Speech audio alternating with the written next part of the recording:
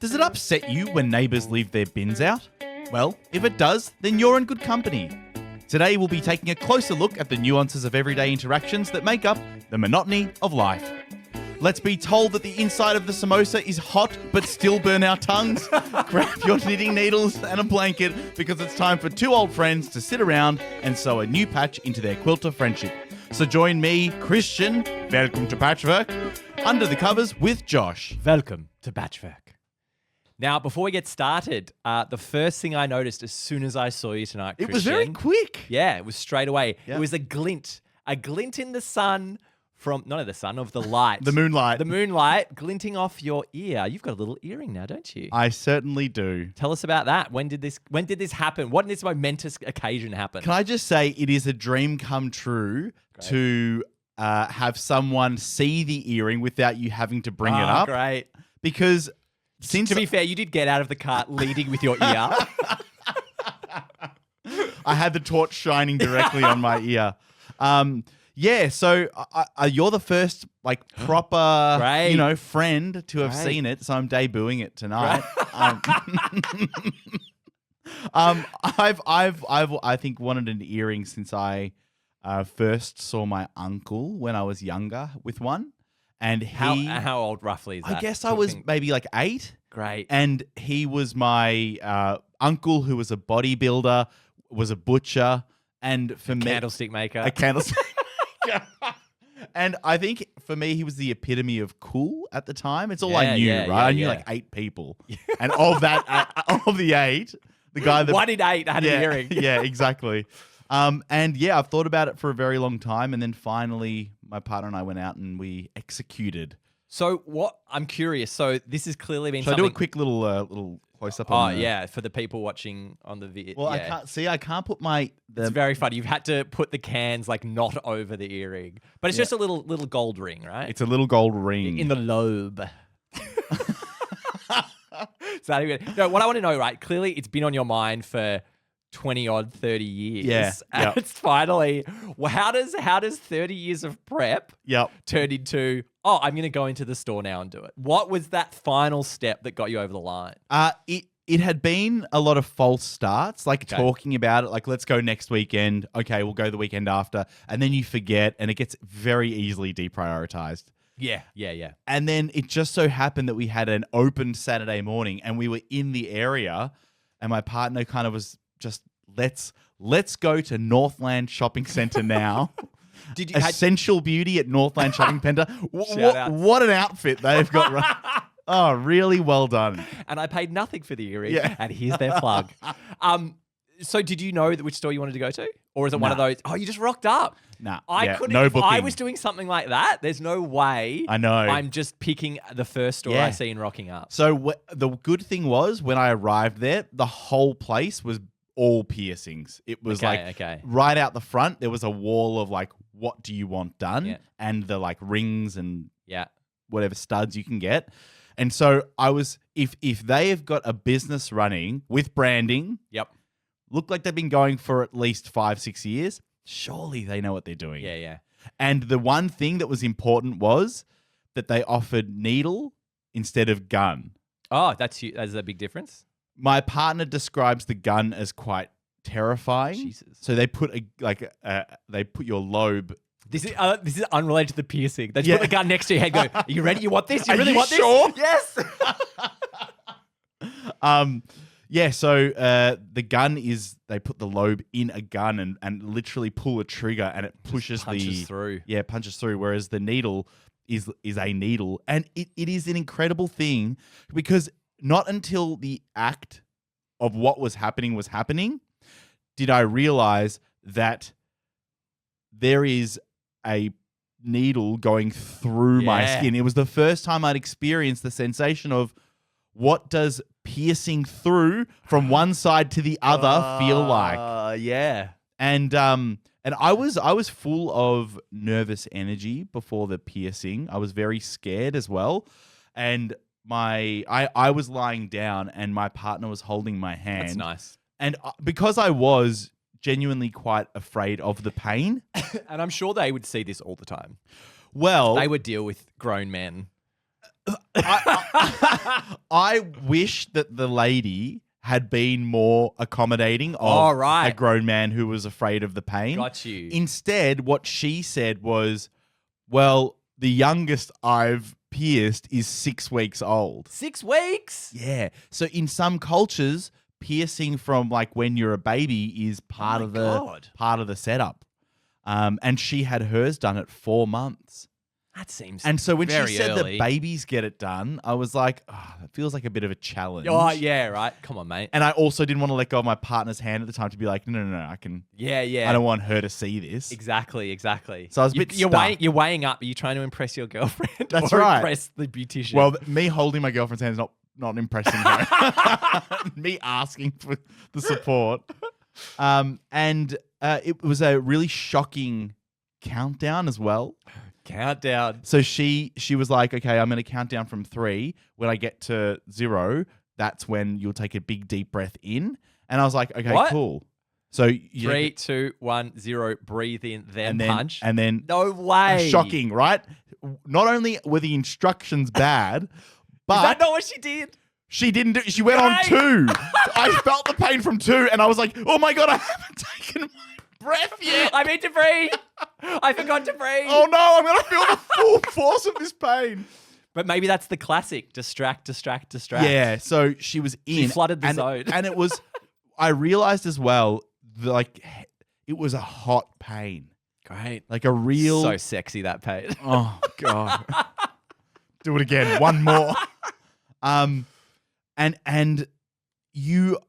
The more debilitating thing is thinking about what the pain will be like. So the moment itself is over very quickly, and it hurts, but you realize that pain is something that you go through and you go, that really hurt, but also, well, it just hurt.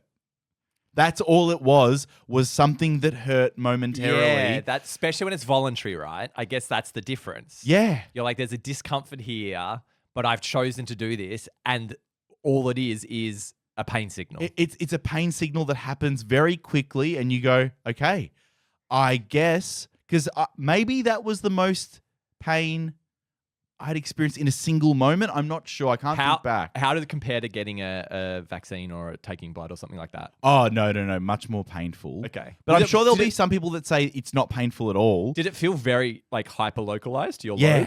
Yeah, really like this big flash of pain. Yeah.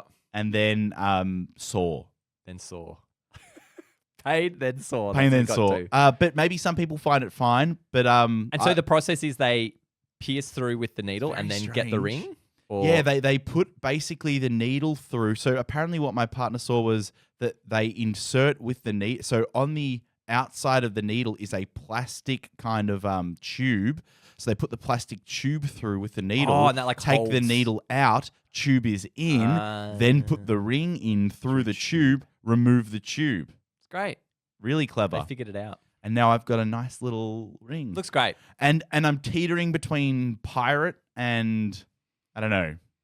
I think to get to pirate, you probably need 3 or 4 more. And maybe one up the top. That'd be great. Yeah. I think I wonder whether I'll go that way now. I reckon, well, it depends. I do find, is this a gateway piercing? Are you going to just go like, I've been really happy with this. I want to adorn a bit more. I want to get a bit more. It is hard to say with anything, any accoutrement that you pick. Josh, you're wearing a scarf right now. Yeah. Most people are going to be complimentary of an adornment, right? Yeah, I feel as though when you do something like that, like a tattoo, let's say, it's very rare that a friend will come up to you and say, geez, that's a bad decision. But I think how people have got around, and someone who doesn't have tattoos, but yes. I think how people get around it is they deliberately get shocking tattoos to be like, oh, my friend drew this and they were drunk. What a fun story. And I'm like, that looks ridiculous, whatever that is on you. So, there's like things like that people do. And but would you ever say that looks ridiculous? No, but it's like this loophole they've discovered. To be like, doesn't it look like a weird dinosaur? Yeah. You go, it looks like a weird dinosaur, I guess. Yeah. Dinosaur is falling down the stairs. Yeah, that's right. But I think that, you're right. There's like that moment of you probably get, I think because people generally do stuff that suits them.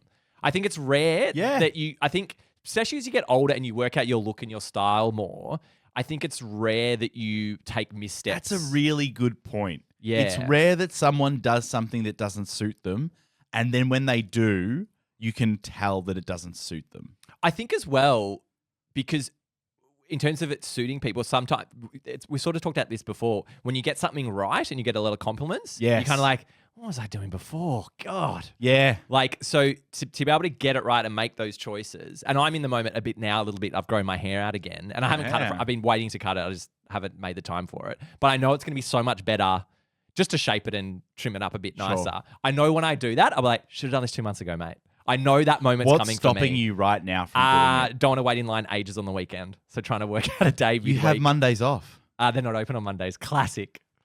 You can go to another barber. No, I can't. Josh. No, I'm very, very happy with Ben. He's very good. Done me right.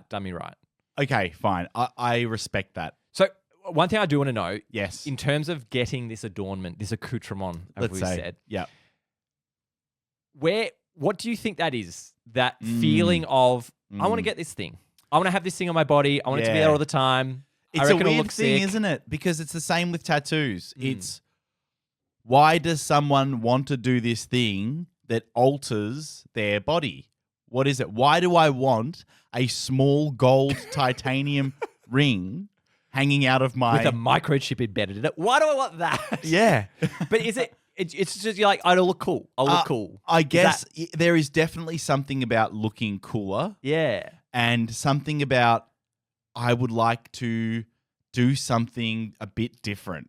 It's kind of like a moment. Shaking up a bit. Yeah. There's Yeah, I've got that's huge, I I've reckon. got this whole canvas, which is my body. I can't do my hair anymore. Well, I reckon because the shave of the hair, that's a big style change moment, right? Oh, yeah. So you've probably got something like that and you're like, I've been rocking this for a few years now. Can we evolve a little bit more maybe? Maybe Yeah. something around that. Like, I want to shift up my... Like, I'm finding that the shirts and stuff I want to buy now, I'm kind of bored of a lot of the ones I have because I still have so much the same clothes I've had for 10 years or something.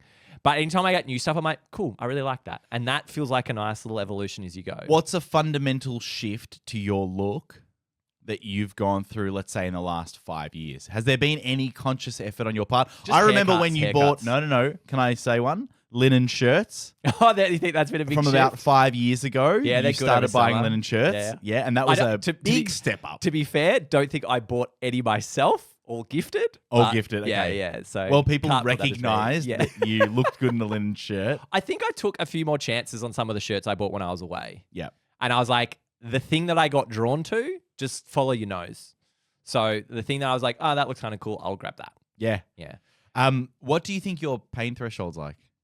I have a really distinct memory when I was a lot younger of my dad describing my pain threshold to a doctor who was about to How old are do you at something. this time? early teens. Ooh. I was Uh-oh. This sounds So- formative. So what it was, I dislocated my little finger in a basketball game. Like from the knuckle was down and across. Ended up at the hospital. Back and to the left. What? It really was. And I couldn't look at it. I was like, it's freaking me out. I can't look at it. Got there anyway. And then, so asking a similar question of, put some anesthetic in and see how it feel. And Dad's like, when Josh says it doesn't hurt like much, it hurts like hell. So he's thought that I take a lot of pain in. Wow. And I don't say that. So for a father, I presume that he's seen Like evidence of this. Yeah, it's an ultimate compliment. But it's interesting. Or he's just suggesting that I grit my teeth and bear it. And go, no, that's what pain is. I don't know. I don't think I'm particularly resistant to pain. Is he trying to say that you're quite, well, that's not stoic, but that no, it's more that you wouldn't bug someone if you Don't were make a fuss. troubled. Don't want to make a He fuss. doesn't make a fuss. God, I tell you what, he doesn't make a fuss. If someone could ever in my life describe me as that, I'd be able to die happy. I think there's so many people who have been raised by their parents. The idea of don't make a fuss has ruined their life. Yeah. I just don't want to make a fuss. Can touch every facet of your life, your relationship. Is that your work. inner sentence? Yeah. Josh and I, before the podcast was recording, we're talking about deep inner sentences. If you could strip all the layers back and you were left with a single sentence to describe the thing that triggers you. You just got one sentence, and mine was... Because you were saying you were very angry the other day. Everything Everything was setting you off. Everything was setting me off. Yeah. You know, there was someone driving and they were taking up too much space, and then someone was walking too slowly, and everything was triggering me off.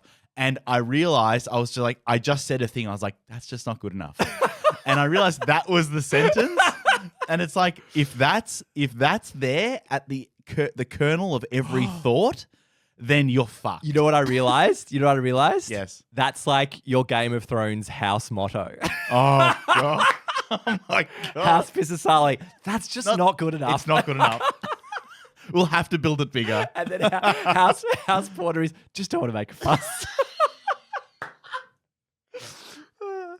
In terms of making a fuss, one other thing I wanted to talk about. Yes, we were yes. talking about you being very cool, and I'm in a moment now with Well, hang something on, that's just before we happening. move on, so quickly, just you mentioned the cool. I think it looks great. I think you look cool. No. I'm. But that's the thing, right? It looks cool. Right? Oh, Isn't right. that's just a weird thing to think about? That now I have a thing in my ear, and because of that, I look a bit cooler. I think it's because it, like we were saying, it suits you, so it doesn't look out of place. But and it's I just would a associate, weird thing. Yeah, it is. It is. It's like there's a particular hat that I love to wear, and it's a like a old man taxi driver hat. I think it's called like Sam Jackson might like a wear. Samuel Jackson Kangol style hat, not backwards, forwards. Okay. And every time I wear it, I'm told to take it off. I've been told by numerous people. They're like, they'll say, I don't like that hat. I've never said that to you, have I? You haven't. I think you look great. You would never. And Christian, I just don't make a fuss. Josh, you need to make a fuss. It's not good enough. So everyone tells you to take it off. Well, not everyone. Some people, yeah. but people whose opinion I care about, and I really love it. And it's funny that you could put a thing on, and all of a sudden it's points taken away. Yeah. This is my points added back on. It's interesting. It's almost like in that instance, we're talking about getting it right, and you're getting, and other people in that moment thinking, no, you're getting it wrong. Yeah. Christian. Well, I'm glad that they tell me. Yeah, that's nice. That shows real friendship. Yeah. Anyway, Josh, I interrupted your thought. Sorry. Yeah. Well, just talking about you being, I've had a moment of feeling a bit older and wondering what that is and what it stems the wrinkled around. Forehead The comes wrinkled back. forehead. Oh God, I'm really getting into this stuff now. It's been 8 years. But bringing the bins in. That classic moment. So our next door neighbours on the corner, younger people, probably like early 20s kind of thing, they will just leave their bins out. So they've got like a back entrance way gate. And so they come out the back of their house, they step outside and they just put their rubbish in the bins and they just leave them there. And the garbos come through. Often they'll end up in front of our house. That actually annoys me. And I think, because when the garbos chuck them back, they just kind of chuck them wherever. Can I clarify? They permanently have their bins out and just keep filling them up. They don't go in. Wow. And so the other day I moved them because I was like, I reached the point where I'm like, they don't even know. Like they're not even aware. So I was like, well, I'm just going to move them down from our place so it's not in front of our house. But I was trying to work out, the sidewalk is quite wide. So I'd be worried about, people in wheelchairs or blind people, that kind of stuff. If it was a narrow, none of that. Plenty of space. Yep. Aesthetically, it's not really in front of our house. I don't really walk past it all that much because I'm not really coming from that side. Yeah. Doesn't really smell. But I'm wondering, I was like, I just don't like it. And I'm trying to work out, what is it that makes me go, I don't like that? Is it that I take the time and effort to do it and everyone else does, but they don't? Would it annoy you? Is this your just not good enough streak that's inside of you be. as well? Because I'm wondering, is it about the bins or is it about the people? I've been thinking about it a bit, and I just had a moment of clarity before that because I saw him one night, one of them, he came out the back gate, put some rubbish in, went back in. Yeah. I just realized, I was like, they never have to comprehend what bin night is. Which is genius. They don't have to engage with that idea at all. But they how just take good's their that? rubbish, put it in a bin. Go back inside. Maybe there was a moment in time where they had missed the bin night multiple weeks in a row and someone said, why don't we just leave them out there? It's 100% that, I reckon. They don't need to.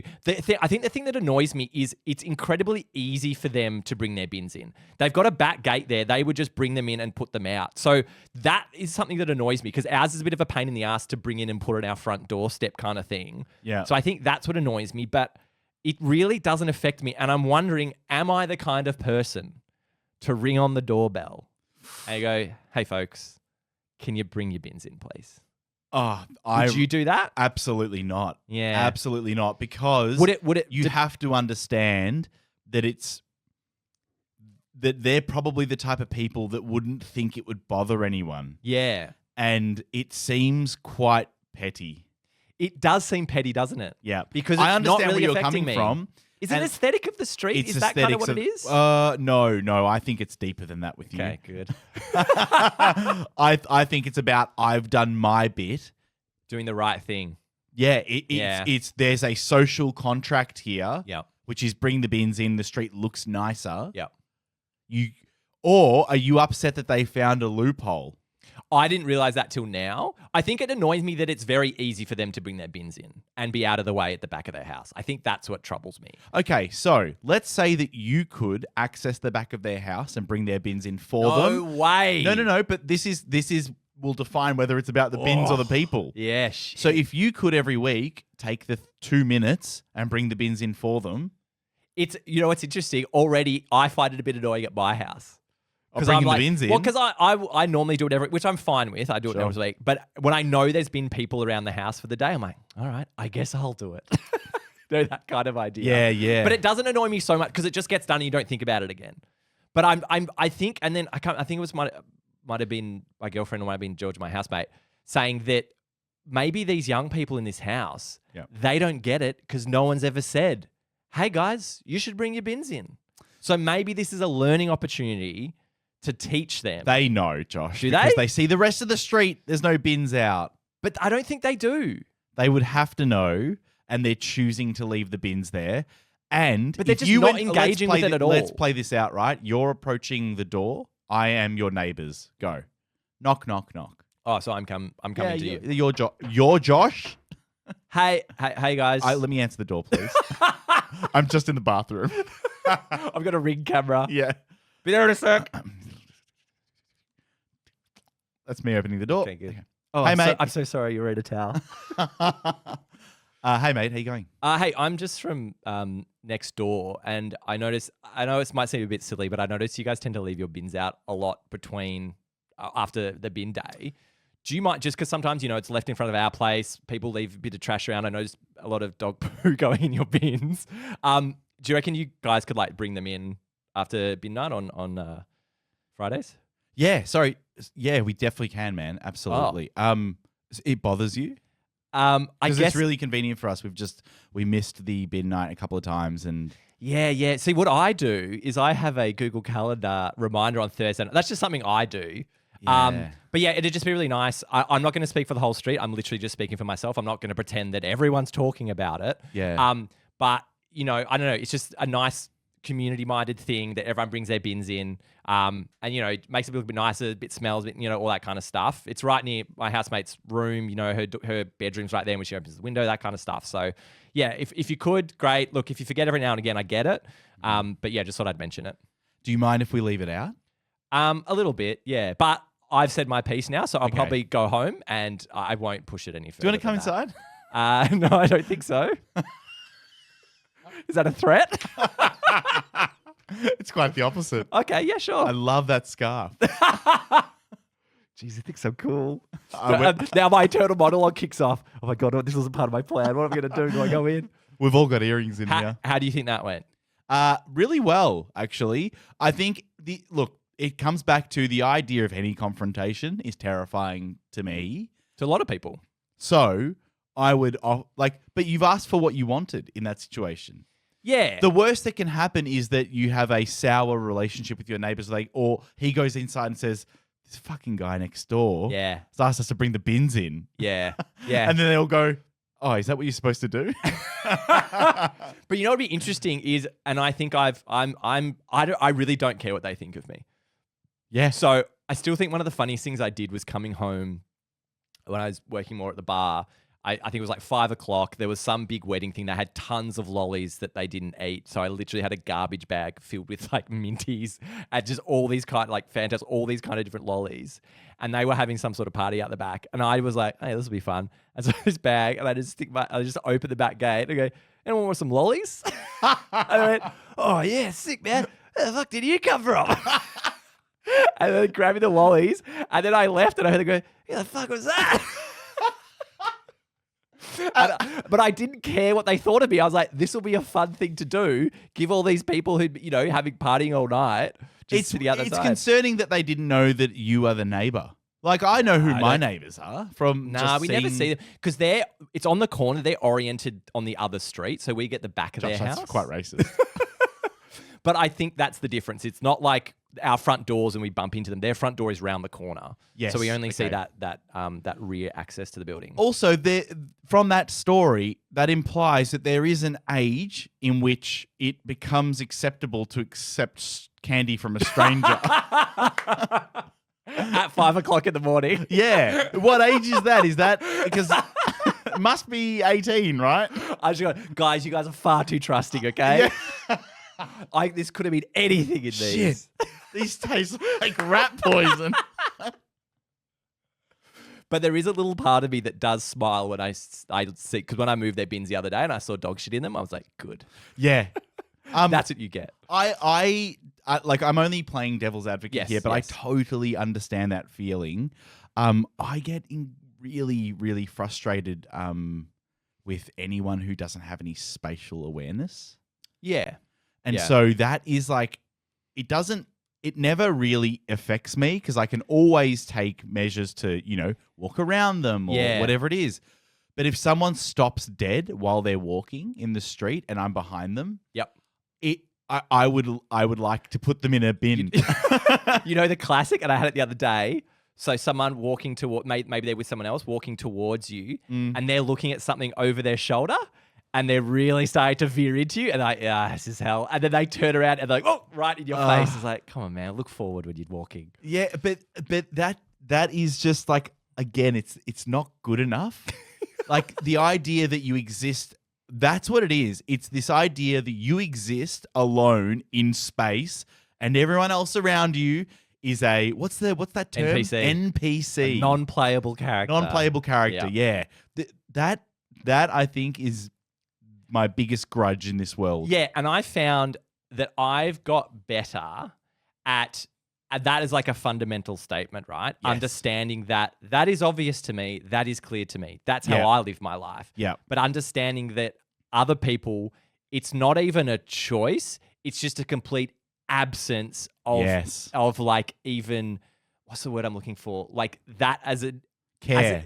No, but it's not that. It's like the absence of the thought around that at all. Like it doesn't even factor into their brain at all. It's a layer before care. Yeah, it really is. It's not that they don't care enough. It's just like their mind doesn't even turn to it at all. They're not present. Yeah, I guess you could say that, yeah. And that's not through a decision of their own. And so I've got better at like trying to remind myself of that when I'm like, fucking idiot, you cut me off. Yeah, that's a really good point. Yeah, they're not present. They're not aware of their situation, but they're happy, and we're the ones with the issue. Yes. Because like we've said before, there is bliss in ignorance. The best one, a recent example for me was at a gig and was by myself and just had a little space to dance or whatever. And there was a woman in front of me dancing quite vigorously and kept just starting to creep. And I was like, I just want my space. God. And then I kept being like, you're at a gig, it's fine. It's just someone dancing, having a good time. They're just dancing, having a good time. And I was really trying to get it out of my mind to be like, every time she nudges you, she moves forward because she feels that there. Yep. Whereas I'm like, a brick wall, like, don't move back. There's someone right behind you. Just keep your space. And I just had to keep reminding myself, someone is just dancing, having fun at a gig. Relax. You should be having fun Yeah, too. it really was that. I was like, get this out of your brain, you idiot. Like, just enjoy yourself. If we take this experiment and go down further along our end of the spectrum, Yes. what that gig looks like is the floor has markings, Yeah. small boxes, Yep. and everyone is allocated a box to stand in, and there are invigilators who yeah. walk around, make sure you're dancing in your box. Yeah. I mean, So I guess- think we've probably got found a happy medium where we are. as it is now. Yeah. I think society worked We'll it out. take it. Yeah.